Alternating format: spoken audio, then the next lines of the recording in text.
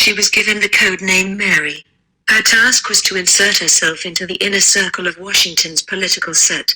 She rented an apartment in Wisconsin Avenue and set about infiltrating the embassy party circuit. Miles, according to everyone who ever wrote anything about her, was exceedingly attractive. She was tall, beautiful. To look at her was to be excited. When she chose to, she could make her eyes and shy smile combine to convey an unspoken invitation, one that no man could mistake. According to Pamela Kessler, Miles's method was simple. She slept with as many State Department, Defense Department and White House aides as she could. The KGB had a name for a woman like her.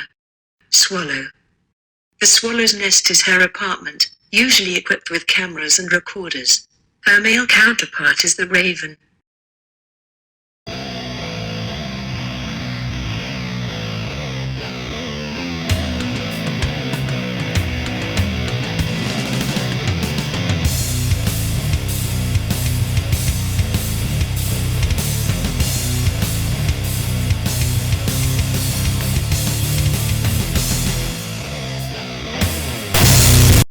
Brereton had always thought of herself as plain, but Edwards made her feel special and attractive.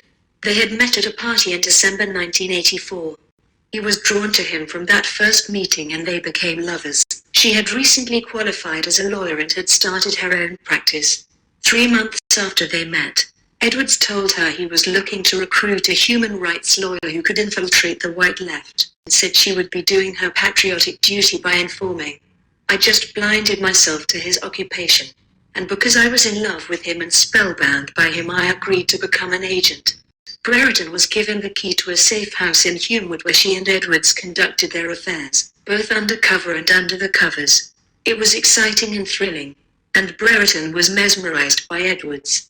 They say power is an aphrodisiac, and I'm afraid that was true in my case.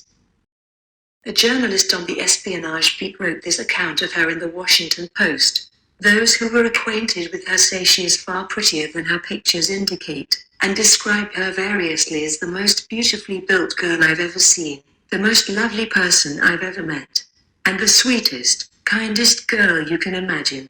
Tall, blonde and wiggly, she wore miniskirts and low-cut dresses, liked to sunbathe on the roof of her 10-story apartment building in a bikini, and captivated men and women alike with her bubbly personality.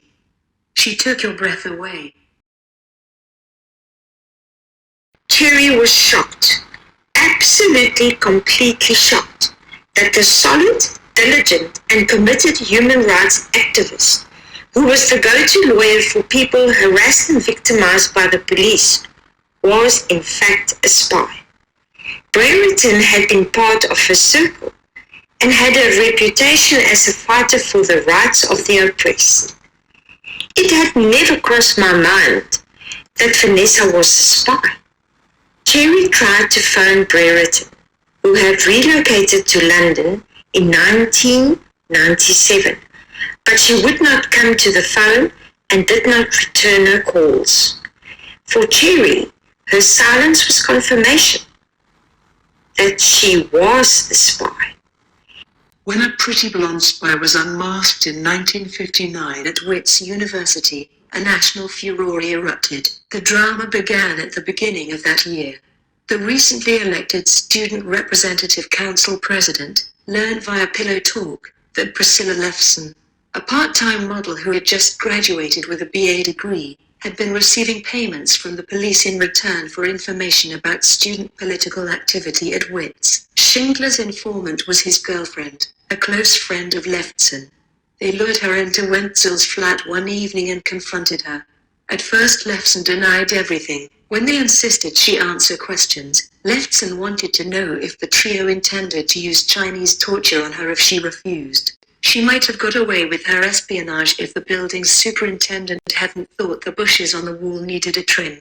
While he was pruning, he saw the crack in the wall and discovered the report, which had been signed by Mary. He called the FBI, which launched an investigation on the 6th of July 1969. A day later the FBI was certain Mary was Miles, but didn't have proof and didn't know who her Cuban contacts were. They put her under surveillance. bugged her apartment and kept a record of everyone who visited her. The FBI had hoped that Miles would lead them to important Cuban and Soviet contacts, but when she started to mingle with senators and other prominent government officials, they decided she had graduated from a potential menace to a real and present danger. Williamson was sitting at his desk at Security Police Headquarters one day in November 1981 when the phone rang.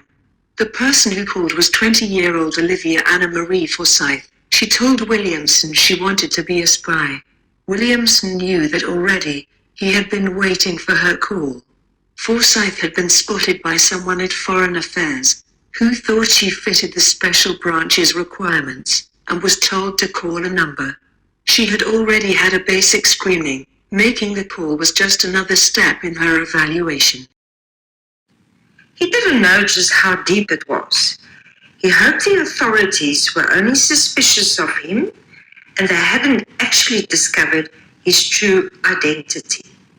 He knew he was under surveillance in New York when he spotted two teams watching him. His strategy was to convince them that he was harmless.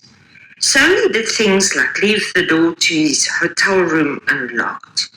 Days passed without anything happening, and he thought, well, if they haven't arrested me yet, perhaps they are not going to. He was wrong. 8 days after he'd landed at JFK and seen the customs official write Male Fide next to his name, Harold and Patrick, a friend he'd made, decided to meet for a drink in a hotel room. They had just sat down with a glass of whiskey in their hands when the SWAT team burst through the door. Harold didn't move. He took another sip of his drink. The thought flashed through his mind that this was probably the last drink he would ever have.